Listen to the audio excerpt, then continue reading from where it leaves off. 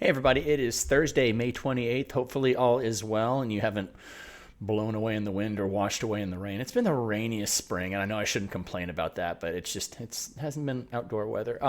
Want to thank, and this is a good sized list, so I'm very happy. I want to thank Christian Longford, Dave Hicks, Mike Wormlowy, and Teresa Alexander for your business and referrals. As always, I really appreciate it. I will take care of them or you, depending on who was referred to me. Thank you so very much. So what's been going on the last month as we've seen a bit of a slowdown in real estate. Sales were up in April, but for March, but in April they started to come back down again.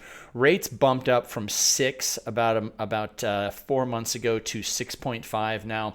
That always slows things down, but we have to remember this time last year they were at 6.9%, so it's still within historical norms. And as soon as this is all over and around, it's not going to go back down immediately. Energy prices aren't going to just suddenly drop, but once things return to normalcy, then rates should drop closer to 6. It looks like there may be a rate hike just because of inflation, which really isn't going to help rates all that much, but I don't see them necessarily going to 7. Of course, I should have knocked on wood there, so I don't.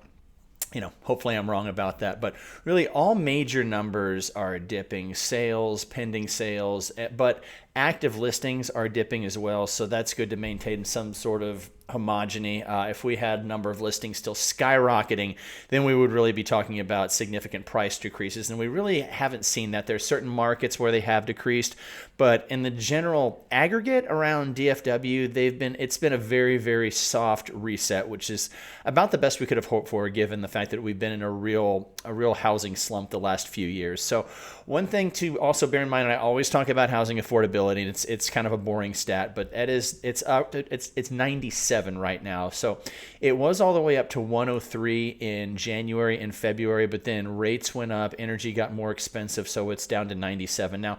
Have to remember, this time last year was at 90 and it was at 88 the previous year. So what 100 means on the housing and on the pricing index is the median household income can afford the median priced property. So that's balanced relatively. It used to be 200. Dallas used to be super duper cheap to live in. It's not anymore. But as long as if we can lay it level and end up around 120, then it's going to be very nice and smooth for people looking to be first-time buyers. And I could talk for about 45 minutes on first-time buyers. There's certainly challenges, but I see a lot of opportunities coming up for them. If you ever have any questions about that, just let me know.